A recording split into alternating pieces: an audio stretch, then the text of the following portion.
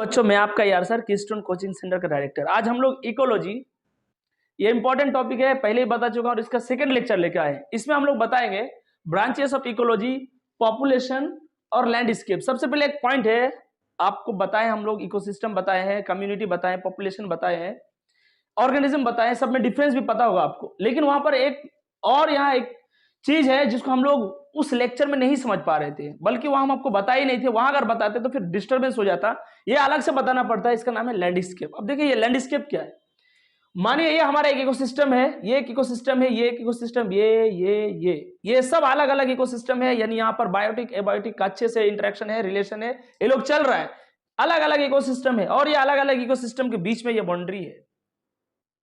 Boundary होना जरूरी है, नहीं तो ये और इस इकोसिस्टम के बीच में अगर हम बाउंड्री हटा देंगे ये सेम इकोसिस्टम हो जाएगा। यानी एक इकोसिस्टम दूसरा इकोसिस्टम से, दूसरा तीसरा, तीसरा चौथा से एक ऐसा इमेजिनरी बाउंड्री लाइन के थ्रू ये इसको डिफरेंशिएट किया जाता है। उसी लाइन को हम लोग बोलते हैं लैंडस्केप। तो इसको बोला जाता है boundary between different ecosystem known as landscape. देखिए हम लोग पढ़ रहे थे इकोसिस्टम, इकोसिस्टम के बाद आता है बायोम, यानी लार्ज इकोसिस्टम को बोल रहे थे बायोम, और फिर बायोम से बड़ा है बायोस्फीयर। हमारा अर्थ एक बायोस्फीयर है। अब बात यह है कि अगर यहां जो ऑर्गेनिज्म रहेगा, यानी लैंडस्केप में अगर कोई ऑर्गेनिज्म रह रहा है, यानी मैं अगर आपको बोलूं एक इकोसिस्टम है पॉन्ड इकोसिस्टम, पॉन्ड एक इकोसिस्टम है, उसी के ऊपर जस्ट ग्रासलैंड है, वो इकोसिस्टम है। उसके बीच में जो ऑर्गेनिज्म रह रहा है ना पूरी तरह पॉन्ड में है ना पूरा तरह ग्रासलैंड में है, उस इकोसिस्टम का या फिर उस जगह का नाम है लैंडस्केप। जो पूरी में से पूरा दोनों में से किसी एक इकोसिस्टम का वो हिस्सा नहीं है, यानी दोनों का एनवायरनमेंट, दोनों का माहौल, दोनों का क्लाइमेट उसमें शामिल है। अब देखिए इकोसिस्टम के बाद हम लोग लैंडस्केप को लिखेंगे। यानी हम लोग ये पढ़े थे इकोसिस्टम, बायोम, बायोस्फीयर। अगर लैंडस्केप का भी आपको जगह पूछे, प्लेसमेंट पूछे कि लैंडस्केप को कहां बैठाना है, तो आपको याद रखना है हम लैंडस्केप को इकोसिस्टम के बाद रखेंगे या फिर बायोम के बाद रख सकते हैं। सवाल आता है लैंडस्केप को इकोसिस्टम से पहले रखना है या बाद में, आपको आंसर देना है बाद में। लेकिन बायोम के रिस्पेक्ट में अगर सवाल पूछा जाए तो बायोम से पहले भी लैंडस्केप को रख सकते हैं और बायोम के बाद भी। ये सवाल ध्यान रखना है, इकोसिस्टम के बाद, लेकिन बायोम के पहले भी और बायोम के बाद भी। अब देखिए जो बायोम होता है यही बायोम आगे जाके बायोस्फीयर बनाता है। Ecosystem is a unit of landscape. देखो अगर देखा जाए आपको, ये इकोसिस्टम है, ये इकोसिस्टम, ये इकोसिस्टम, ये इकोसिस्टम, अगर मैं सारा इकोसिस्टम हटा दूं, मैं सारा इकोसिस्टम अगर हटा दूं तो यहां पर सिर्फ बच जाएगा आपका लैंडस्केप। क्या बच रहा है यहां पर? सिर्फ लैंडस्केप। अब देखिए ये जो लैंडस्केप है, ये जो लैंडस्केप है, इस लैंडस्केप के बीच में 1 2 3 4 5 6 यूनिट है। 1 unit, 2 unit, 3 unit, 4 unit, 5 unit, 6 unit. तो क्या मैं कह दूं जो लैंडस्केप है, लैंडस्केप का यूनिट को इकोसिस्टम कहा जाता है। यानी ये लैंडस्केप, ये इकोसिस्टम, ये इकोसिस्टम, ये सारा इकोसिस्टम के बीच में ये जो बाउंड्री घेर रहा था, वो बाउंड्री को हम लोग बोलते हैं लैंडस्केप। और लैंडस्केप का ही यूनिट सबको हम लोग बोलते हैं इकोसिस्टम। E3, E4, E5 और E6। Ecosystem is a unit of landscape. फिर है ब्रांचेस ऑफ इकोलॉजी, यानी इकोलॉजी जो हम लोग पढ़ रहे हैं इसका 2 ब्रांच होता है मेनली देखा जाए तो। एक का नाम है ऑट इकोलॉजी, एक का नाम है सिन इकोलॉजी। देखिए ऑट इकोलॉजी क्या है, सिन इकोलॉजी क्या है और इसका क्या क्या डिफरेंस है हम लोग देखते हैं। यहां पर लिखा है सिंगल स्पीसीज का अगर इन्वायरमेंट के साथ क्या इंटरेक्शन है उसका स्टडी कर रहे हैं तो हम लोग बोलते हैं ऑट इकोलॉजी। यानी ऑट इकोलॉजी का सिंपल सीधा मीनिंग ये है जब हम एक ही स्पीसीज का एनवायरनमेंट के साथ इंटरेक्शन का अगर स्टडी करते हैं। यानी मैं अगर एग्जांपल के तौर पे बोलूं effect of global warming on human being, मैं यहां बात कर रहा हूं ग्लोबल वार्मिंग का इफेक्ट हमें देखना है सिर्फ ह्यूमन पर। ह्यूमन एक सिंगल स्पीसीज है, सब ह्यूमन एक ही स्पीसीज में आता है। अब देखिए ये जो ह्यूमन बीइंग का हम ग्लोबल वार्मिंग का इफेक्ट देख रहे हैं ह्यूमन बीइंग में, यानी ग्लोबल वार्मिंग का इफेक्ट हम देख रहे हैं किसमें? सिर्फ और सिर्फ ह्यूमन बीइंग में। ऐसा स्टडी को हम लोग बोलेंगे ऑट इकोलॉजी। यानी सिंगल स्पीसीज का इन्वायरमेंट के साथ जो रिलेशन है उसी रिलेशन का स्टडी को बोलेंगे हम लोग ऑट इकोलॉजी। इसी का नाम है फिजियोलॉजिकल इकोलॉजी या फिर इसी का नाम है इकोलॉजी ऑफ इंडिविजुअल स्पीसीज। ध्यान रहे एक और टर्म है सिनिकोलॉजी, यानी ब्रांचेस में एक और इकोलॉजी एक सिनिकोलॉजी। सिनिकोलॉजी में आता है ग्रुप ऑफ डिफरेंट स्पीसीज, अगर हम अलग अलग स्पीसीज का एनवायरमेंट के साथ जो रिलेशन है एक साथ पढ़ना शुरू कर दे, इसको हम लोग बोलेंगे सिनिकोलॉजी। यहां मैं बात करूं इंटरेक्शंस का, ये पूरा ग्रुप ऑफ ऑर्गेनिज्म है, एक ऑर्गेनिज्म नहीं है, एक स्पीसीज नहीं है, बहुत सारा स्पीसीज है। मैं अगर बात करूं effect of global warming on living organism, यानी दुनिया में जितना भी लिविंग ऑर्गेनिज्म है उसमें हजारों स्पीसीज आते हैं, वो सारा स्पीसीज का हम इंटरेक्शन देख रहे हैं ग्लोबल वार्मिंग से। सिर्फ ह्यूमन का देखें और उसका स्टडी करें और इकोलॉजी। सिनिकोलॉजी में हम सारा लिविंग ऑर्गेनिजम्स का ऊपर क्या प्रभाव पड़ता है ग्लोबल वार्मिंग का, इसका स्टडी को हम लोग बोलेंगे सिनिकोलॉजी, यानी इंटरेक्शन स्टडी सिनिकोलॉजी। इसका दूसरा नाम है कम्युनिटी इकोलॉजी। क्या है? दो नाम है, synecology, community ecology. Effect of global warming on living organism, यानी लिविंग ऑर्गेनिज्म में क्या आ गया? प्लांट स्पीसीज भी आ गया, एनिमल स्पीसीज भी आ गया, माइक्रोब्स भी आ गया, ढेर सारा स्पीसीज का हम इंटरेक्शन देख रहे हैं सिर्फ और सिर्फ इन्वायरमेंट के साथ। और इन्वायरमेंट भी हम लोग देख रहे हैं ग्लोबल वार्मिंग, यानी ग्लोबल वार्मिंग का प्रभाव इंसानों पर, यह और इकोलॉजी है, सिर्फ इंसान का बात हो रहा है। और अगर मैं बोलूं ग्लोबल वार्मिंग का इफेक्ट सब स्पीसीज पर, बहुत सारे स्पीसीज पर, वो आपका एक से ज्यादा स्पीसीज का बात कर रहा है, उसको हम लोग बोलेंगे सिनिकोलॉजी। अब देखिए यहां पर एक और शब्द है पॉपुलेशन। पॉपुलेशन से आप लोग वाकिफ है, ये बात हम बताए हैं आपको, एक ही स्पीसीज का अगर ढेर सारा मेंबर एक साथ रहे उसको हम लोग बोलेंगे पॉपुलेशन। अब देखिए ये एक पॉपुलेशन है, ये एक पॉपुलेशन है। ये पॉपुलेशन है लोकल पीपल ऑफ राजमहल, यानी राजमहल के जो लोकल पीपल है वो ये है, बहुत सारा पीपल है लेकिन सब इंसान है। मैं सेम ए दिखा रहा हूं, ये सब राजमहल के इंसान है। और ये लोग जो है ये मुंबई में रहते हैं, ये मुंबई के निवासी है और ये राजमहल के लोकल पीपल है। अगर ये दोनों पॉपुलेशन, एक पॉपुलेशन दो पॉपुलेशन, ये लोग अगर आपस में ट्रेवल कर पा रहे, माइग्रेट कर पा रहे, यानी मुंबई का पीपल राजमहल और राजमहल का पीपल मुंबई आना जाना कर पा रहा है, हम इस पॉपुलेशन को बोलेंगे मेटा पॉपुलेशन। यानी मेटा पॉपुलेशन का मतलब है जब सेम प्रकार का पॉपुलेशन आपस में आना जाना कर पाएगा हम लोग बोलेंगे मेटा पॉपुलेशन। लेकिन अगर आना जाना नहीं हो पा रहा है फिर हम वो मेटा पॉपुलेशन उसमें इंक्लूड नहीं करेंगे। सेम स्पीसीज सिस्टर पॉपुलेशन, जैसे एग्जांपल यहां का इंसान चाइना का इंसान, वो भी इंसान है हम भी इंसान है, वो भी इंसान हमारा स्पीसीज है, हम लोग भी इंसान का स्पीसीज है, हम लोग सिस्टर पॉपुलेशन है। लेकिन मैं अगर बोलूं चाइना का शेर और यहां का इंसान, ये सेम स्पीसीज नहीं है, स्पीसीज अलग अलग है, ये इंसान है वो लॉयन है, ये सिस्टर पॉपुलेशन नहीं है। सिस्टर पॉपुलेशन होने के लिए सिंपल बात, दोनों पॉपुलेशन सेम स्पीसीज का होना चाहिए। यानी यहां का लॉयन अफ्रीका का लॉयन ही है, सिस्टर पॉपुलेशन है। क्या है? Sister population. लेकिन अगर लॉयन का आना जाना भी हो रहा है उसी पॉपुलेशन का एक और नाम आएगा मेटा पॉपुलेशन। यानी सिस्टर पॉपुलेशन में अगर ट्रेवलिंग हो पा रहा है उसका नाम हम लोग मेटा पॉपुलेशन। मेटा पॉपुलेशन के लिए एक दूसरे के पास आना जाना जरूरी है, ठीक है? अगर नहीं आ रहा है तो सिर्फ सिस्टर पॉपुलेशन तक सीमित रहेगा। अब देखिए जो राजमहल है उसका एरिया अलग है, यहाँ का एरिया भी अलग है, यहाँ क्लाइमेट अलग है, यहाँ का क्लाइमेट भी अलग है, फिर भी अगर आना जाना हो रहा है, मेटा पॉपुलेशन नहीं हो रहा है तो सिंपल ये सिस्टर पॉपुलेशन है।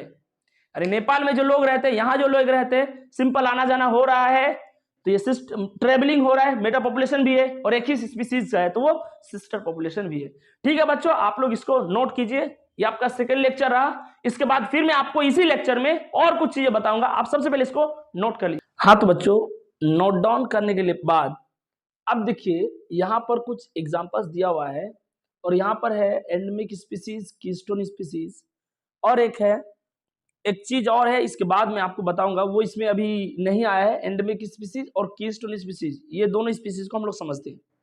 सबसे पहले एंडेमिक स्पीसीज क्या है? यहां लिखा हुआ है found only in a particular area, less in number in the world, chance of extinction ज्यादा, reason of formation continental separation. मुझे पता है आप लोग समझ नहीं पाए, कोई बात नहीं, एक एक पॉइंट को फिर दोबारा देखते हैं।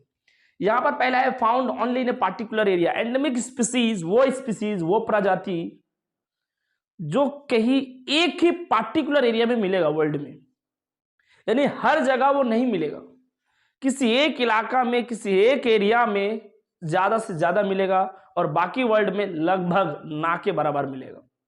एंडेमिक स्पीसीज का पहला कैरेक्टर, हर जगह नहीं मिलेगा, एक दो पार्टिकुलर जगह में ही मिलेगा। दूसरा, less in number in the world, all over world में देखा जाए तो ये कम होगा, यानी ऑल ओवर वर्ल्ड में और सब ऑर्गेनिज्म से और सब चीज से और सब जानवर से प्लांट्स से उसका संख्या कम होगा।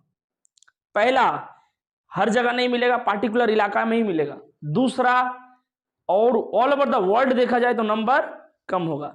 तीसरा पॉइंट, चांस ऑफ एक्सटिंक्शन ज्यादा, यानी इसका खत्म होने का चांस बहुत ज्यादा है, यानी इसका खत्म होने का चांस ज्यादा है। ये कोई बोलने वाला बात नहीं, आप खुद समझ सकते हैं। जो वर्ल्ड वाइड किसी एक से दो ही जगह में मिले, ऊपर से वर्ल्ड वाइड संख्या भी कम हो, तो उसका एक्सटिंक्शन का यानी विलुप्त होने का चांस ज्यादा है।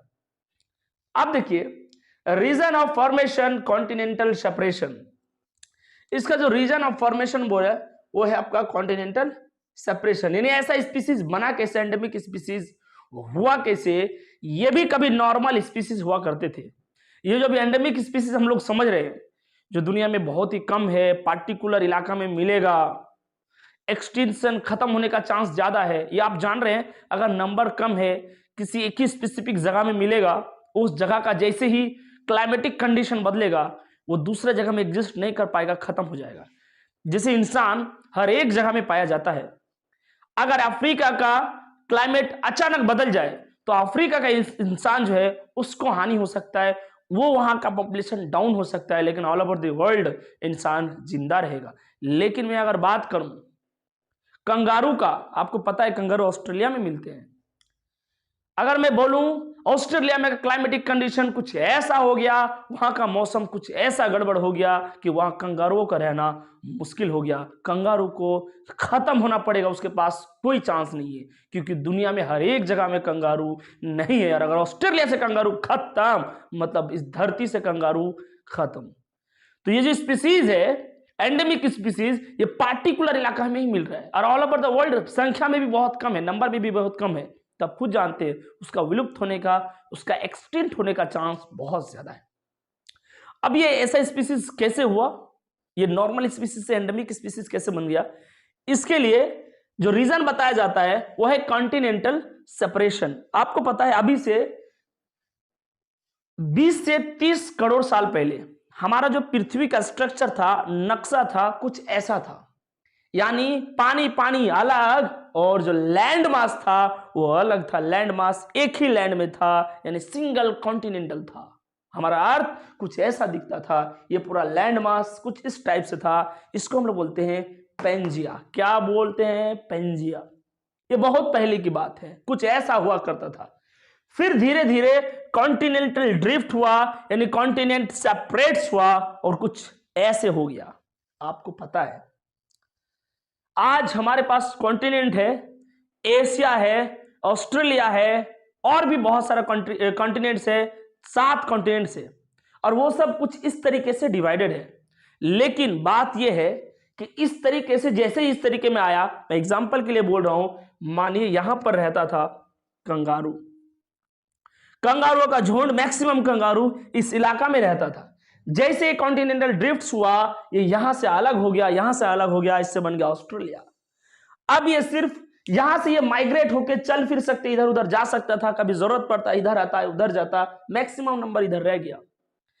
जैसे वो अलग हो गया, कंगारू सिर्फ ऑस्ट्रेलिया में चला गया। अब ऑस्ट्रेलिया में चला गया, अब हुआ क्या, इस इलाका में, ये सब इलाका में कंगारू नहीं आया तो उसका हैबिटेट, रहने का आदत, उसका कैरेक्टर्स धीरे धीरे अडॉप्टेड हो गया।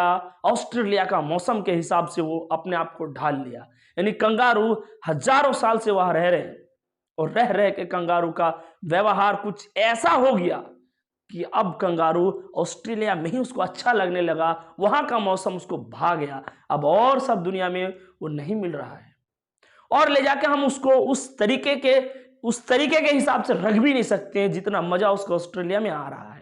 तो वो सिर्फ और सिर्फ ऑस्ट्रेलिया में, ये मैं एक एग्जांपल लिया सिर्फ कंगारू का, बट कुछ और भी है। कॉन्टिनेंटल ड्रिफ्ट के कारण ऐसा हुआ, और इसी हिसाब से एंडेमिक स्पीसीज अलग अलग जगह में रह गया और उसी जगह के हिसाब से अडॉप्ट हो गया, और आज वो हर जगह नहीं रह पा रहे हैं, ये उसका मजबूरी हो गया है, वो एक ही जगह में मिल रहा है। इसका कुछ एग्जांपल, कंगारू ऑस्ट्रेलिया में मिल रहा है।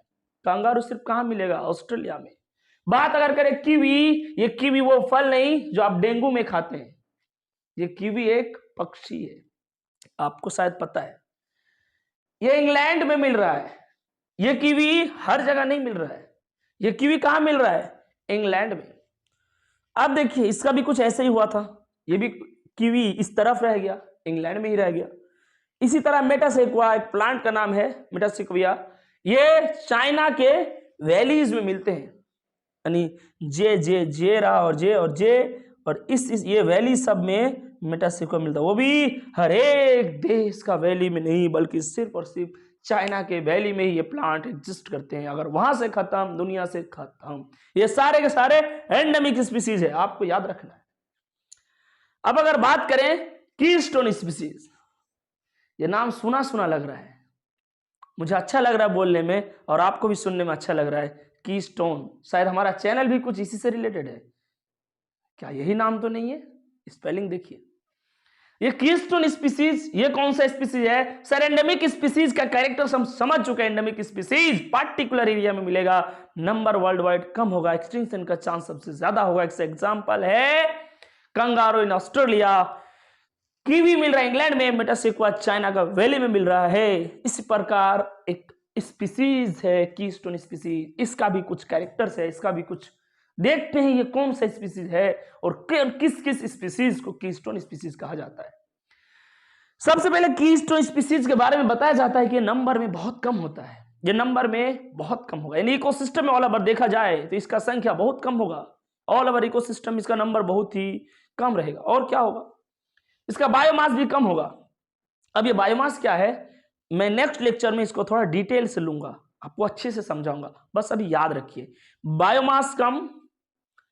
बायोमास अगर अभी के लिए याद रखना है तो आप याद कर सकते हैं वेट ऑफ लिविंग ऑर्गेनिज्म, वो उसका बायोमास है, इतना याद रख सकते हैं। आगे फिर ड्राई वेट, उसके बाद और उसके साथ एक और फ्रेश वेट आता है, दोनों आपको डिटेल से बताया जाएगा। तो ये वो स्पीसीज है जिसका संख्या बहुत कम है, बायोमास कम है, इन्फ्लुएंस मैक्सिमम है, यानी नंबर में भी कम, बायोमास में भी कम, लेकिन इकोसिस्टम का एक अहम रोल प्ले करता है। इकोसिस्टम का स्ट्रक्चर को रखने के लिए, बनाए रखने के लिए, इकोसिस्टम को बैलेंस करने के लिए इसका बेहद जरूरत है। सोचिए इकोसिस्टम में ये बहुत कम है, इकोसिस्टम इसका बायोमास कम है, लेकिन इकोसिस्टम को बनाए रखने के लिए इसका अहम रोल है, इसका इंपॉर्टेंट रोल है, इसका इन्फ्लुएंस बहुत ज्यादा है, असर बहुत ज्यादा है। अब देखते हैं ऐसा कौन सा ऐसा स्पीसीज है, कुछ एग्जांपल देखते हैं। फिग ट्री, अंजीर tree in tropical deciduous forest. अगर मैं बात करूं ट्रॉपिकल डेसिडुअस फॉरेस्ट की, आपको पता है ये मैंने ट्रॉपिकल डेसिडुअस फॉरेस्ट बना दिया। बच्चों आप हंस रहे होंगे, बट कोई बात नहीं, आपको मानना पड़ेगा। यार मैथ में बहुत मानते हैं, यहां मानने में क्या प्रॉब्लम है? ये हमारे लिए आज फॉरेस्ट बन गया, ये 4 ट्री का एक फॉरेस्ट है, ये ट्रॉपिकल डेसिडुअस फॉरेस्ट है। मैं अगर बात करूं ये लास्ट वाला पेड़, 4th प्लांट को मैं अंजीर बोल दूं, मैं बोल दूं ये अंजीर का पेड़ है। जब समर का मौसम आया सारा लीव्स फॉल डाउन हो गया, यानी सब के सब प्लांट्स अपने अपने पत्ते को नीचे गिरा देते हैं, सब के सब पत्ते गिर गए, हर्बिवोर्स परेशान हो गया। अब हर्बिवोर्स क्या खाएगा? आपको पता है हर्बिवोर्स वो एनिमल्स को बोला जाता है जो प्लांट्स या फिर प्लांट्स का ही प्रोडक्ट खाएगा। यानी हर्बिवोर जैसे काऊ हो गया, डियर हो गया, जिराफ हो गया, एलिफेंट्स हो गए, ये सब के सब परेशान हो गए। ये क्या खाएंगे? समर में सारा पत्ता गिर गया। आपको पता है अगर हर्बिवोर्स खत्म हो गया, कार्निवोर्स भी खत्म हो गया, ऐसे करते करते पूरा इकोसिस्टम खत्म हो जाएगा। हर्बिवोर्स को चिंता था, जब सब पत्ते एक साथ गिर गए हमें कौन बचाएगा? इतना में अंजीर देख रहा है, अंजीर का प्लांट्स का लीव्स फॉल डाउन नहीं हुआ है, यानी अंजीर ने अपना पेड़ से पत्ते को मेंटेन रखा, अंजीर का पत्ता नीचे नहीं गिरा। और ये सारा का सारा हर्बिवोर्स इसी में निर्भर हो गए। यानी ये हर्बिवोर्स है जो चिंता और टेंशन में थे कि सब पत्ता गिर गया ट्रॉपिकल डेसिडुअस फॉरेस्ट का, अब हम क्या खा के जिंदा रहेंगे? अंजीर ने पनाह दिया। कब तक? जब तक फिर दोबारा इसमें पत्ते ना आ जाए तब तक हर्बिवोर्स इसमें खा रहे हैं। अब मैं आपसे पूछना चाहता हूं, अगर ये भी अपना पत्ता गिरा देता, हर्बिवोर्स खत्म, हर्बिवोर्स खत्म, उसको खाने वाला कार्निवोर खत्म, कुल मिला के इकोसिस्टम ही खत्म हो जाता। इस इकोसिस्टम को बैलेंस किसने रखा? अंजीर ने। तो क्या मैं अंजीर को कीस्टोन स्पीसीज कह दूं? ऑल ओवर नंबर कम, बायोमास भी कम, लेकिन इन्फ्लुएंस, इसका पावर, इसका ताकत बहुत ज्यादा है इकोसिस्टम में। अगर मैं यहां से ये सब एक आध पेड़ उखाड़ दूं कोई प्रॉब्लम नहीं है, लेकिन इसको अगर मैं हटा दूं, हार्बिवोर्स खत्म हो जाएगा, हार्बिवोर्स खत्म होगा तो कार्निवोर्स खत्म हो जाएगा, यानी वो हार्बिवोर्स को खाते हैं। ध्यान रहे बच्चों, इस अंजीर का मैं देखूं प्लांट का नंबर कम, बायोमास कम, इन्फ्लुएंस बहुत ज्यादा, ये इकोसिस्टम को मेंटेन करता है। एक एग्जांपल और है, मैं अगर बात कहूं लायन इन फॉरेस्ट। लायन, आपको ऑलरेडी पता है एक जंगल में लायन का संख्या बहुत कम होता है, यानी लायन मिनिमम इन नंबर होता है, बायोमास भी कम होता है, यानी और सब एनिमल्स का बायोमास और लायन का बायोमास अगर देखा जाए तो ऑल ओवर बायोमास लायन का कम है। अब बायोमास फिर अच्छे से समझाएंगे, यानी अगर उस पार्टिकुलर इकोसिस्टम का मैं लायंस को काउंट करूं और मैं एलिफेंट्स को काउंट करूं तो लायन का नंबर कम होगा, एलिफेंट्स का नंबर ज्यादा होगा। मैं अगर सब लायंस का वेट देखूं, एलिफेंट्स का वेट देखूं, ऑल ओवर वेट यानी बायोमास लायंस का कम होगा, वेट कम नंबर कम, ये दोनों सेटिस्फाइड हो गया। और बोल रहे इन्फ्लुएंस बहुत ज्यादा, कैसे ज्यादा? मैं थोड़ा देख रहा हूं, आप भी मेरे साथ साथ देखिए। ये हमारा लायन है, ये क्या है बच्चों? लायन है। ये लायन है, ये काव, रैबिट और डियर, इन सब को खा रहा है। बैफलो भी है और भी कुछ है, बट मैं एग्जांपल के लिए बोल रहा हूं। ये लायन काव को खा रहा है, यही लायन रैबिट को खा रहा है, और यही लायन डियर को भी खा रहा है। मैं अगर बात करूं, अगर ये लायन को गलती से भी कोई यहां से हटा दिया, अगर मैं इसको रिमूव कर दूं, क्या होगा? जैसे ही रिमूव करूंगा, काव का नंबर बहुत ज्यादा हो जाएगा, रैबिट का नंबर बहुत ज्यादा हो गया, डियर का नंबर बहुत ज्यादा हो जाएगा। और जब हर्बिवोर्स का नंबर बहुत ज्यादा हो जाएगा, ये हर्बिवोर्स क्या करते हैं? प्लांट्स में चरते हैं। ये प्लांट्स हो, ग्रास हो, ये पूरा का पूरा इकोसिस्टम में प्रोडक्टिविटी करने वाले प्लांट्स को खा जाएंगे, यानी बहुत ज्यादा हर्बिवोर होगा, बहुत ज्यादा प्लांट्स का, ग्रास का यहाँ ग्रेजिंग हो जाएगा, चर जाएगा तो इकोसिस्टम ही खत्म हो जाएगा। यानी ये बैलेंस करके रखा है।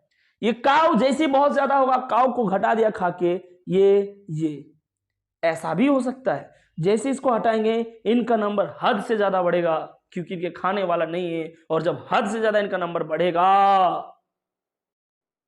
तो ये हद से ज्यादा प्लांट्स को चरेंगे। बहुत ज्यादा जब प्लांट्स, पेड़ पौधा वहां खाया जाएगा तो पेड़ पौधा खत्म हो जाएगा। कंपटीशन के कारण ये भी खत्म हो जाएंगे। जब बहुत ज्यादा इनमें लड़ाई झगड़ा होगा खाने को लेकर, प्लांट्स को लेकर, फिर ये भी खत्म हो जाएंगे। ये भी खत्म हुआ, कुल मिला के कहीं ना कहीं हमारा इकोसिस्टम ही डिस्ट्रॉय हो जाएगा, खत्म हो जाएगा। ध्यान रहे बच्चों, ये नंबर में कम है, बायोमास में कम है, लेकिन 2-4 हिरन को हटा देने से प्रॉब्लम नहीं है, 2-4 एलिफेंट्स को हटा देने से प्रॉब्लम नहीं है, 2-4 काव को हटाने से प्रॉब्लम नहीं है। लेकिन अगर बात करूं मैं लायन को हटा दे, फिर पूरा इकोसिस्टम ही खत्म हो जाएगा। अब देखिए एक और एग्जांपल है कंगारू रैट इन डिजर्ट। इन्होंने फॉरेस्ट को मेंटेन करके रखा, इन्होंने ट्रॉपिकल डेसिडुअस फॉरेस्ट को मेंटेन करके रखा, और ये कंगारू रैट डिजर्ट इकोसिस्टम को मेंटेन करके रखता है। डिजर्ट भी एक इकोसिस्टम है, वहां भी कैक्टस का प्लांट्स मिलता है, उसका भी एक अलग ही नजारा है, वहां भी एक अपना एक इकोसिस्टम एग्जिस्ट करता है। यानी डिजर्ट खुद में एक इकोसिस्टम है। अगर डिजर्ट ग्रासलैंड बन जाए फिर वो ग्रासलैंड इकोसिस्टम हो जाएगा, अगर डिजर्ट फॉरेस्ट बन जाए वो फॉरेस्ट इकोसिस्टम हो जाएगा। मैं बात कर रहा हूं आज डिजर्ट को डिजर्ट इकोसिस्टम किसने रखा है, उसमें सबसे पहले नाम आता है कंगारू रैट। मैं बात करूं, ये जो नन्हा मुन्हा सा आप देख रहे हैं, ये एक कंगारू रैट है, जो भी बना, बट आपको मानना पड़ेगा। ये कौन सा रैट है? कंगारू रैट, और ये हमारा डिजर्ट है। डिजर्ट के बगल में एक जंगल है, जंगल में जैसे ही हवा का झोंका आया, वहां से एक सीड आके यहां गिर गया। सीड, बीज, एक सीड आके यहां पर गिर गया। वो सीड यहां जर्मिनेट हो सकता है, यानी वो सीड, जब ढेर सारा सीड आएगा, वो सीड धीरे धीरे यहां बड़ा होगा, और ये डिजर्ट धीरे धीरे जंगल बन जाएगा। अच्छी बात है, लेकिन मैं आज इकोलॉजी पढ़ा रहा हूं, और आपको समझा रहा हूं, मुझे इस इकोसिस्टम को मेंटेन रखना है। डिजर्ट को आज डिजर्ट ही रखना है। बहुत सारा सीड आया, बहुत सारा सीड जर्मिनेट होगा, बहुत सारा चीज का वहां ग्रोथ होगा। धीरे धीरे वो डिजर्ट से धीरे धीरे बहुत सारा पेड़ आने के वजह से वो आपका एक डिजर्ट फॉरेस्ट में कन्वर्ट हो जाएगा। हमको इसको फॉरेस्ट नहीं बनाना है। होगा क्या, इसी काम को रोकता कौन है? Kangaroo rat. कोई भी सीड आया इसको खा जाता है। और आपको समझ में, सीड आया खा गया, सीड आया खा गया, सीड आया खा गया। अल्टीमेटली क्या हुआ, ये सीड को वहां ग्रो होने ही नहीं देंगे। और जब सीड ग्रो नहीं होगा तो डिजर्ट बन के ही रहेगा। तो डिजर्ट पूरा इकोसिस्टम को मेंटेन किसने रखा? ये ऑल ओवर नंबर भी बोले कम, बायोमास कम, बहुत सारा चीज और होता है। खजूर का पेड़ होता है, उनका नंबर बहुत ज्यादा होता है। वहां कैक्टस होता है, ये बहुत कम मिलते हैं वहां। लेकिन हम रोल है इसका डिजर्ट को डिजर्ट बनाए रखना। जिसमें नंबर कम है, बायोमास कम है, इन्फ्लुएंस बहुत ही ज्यादा है, ये मेंटेन करके रखता है। इसीलिए डिजर्ट फिर डिजर्ट ही रहता है। बच्चों, अब आगे का चीज हम लोग नेक्स्ट लेक्चर में समझेंगे। आप लोगों को करना यह है, एक एक पॉइंट को नोट करना है। और अगर आपको अच्छा लग रहा है, आपका फ्रेंड्स को वीडियो भेजिए। मुझे पता है बहुत सारे ऐसे स्टूडेंट्स है जिसके अंदर बहुत ज्यादा क्यूरियोसिटी है, जो चाहता है कि हर एक कॉन्सेप्ट क्लियर रहे। और अब वो वक्त आ गया है, आपका कॉन्सेप्ट क्लियर करना हमारा जिम्मेदारी है। कहीं भी प्रॉब्लम हो कमेंट बॉक्स में बताइए, मैं आपका कमेंट का वेट कर रहा हूं और आपको रिप्लाई का वेट करने नहीं दूंगा। मैं बहुत जल्दी, जितना जल्दी हो सके, आपका हर एक क्वेश्चन का मैं जवाब दूंगा। थैंक्स बच्चों, अभी के लिए इतना ही। इसको नोट कीजिए।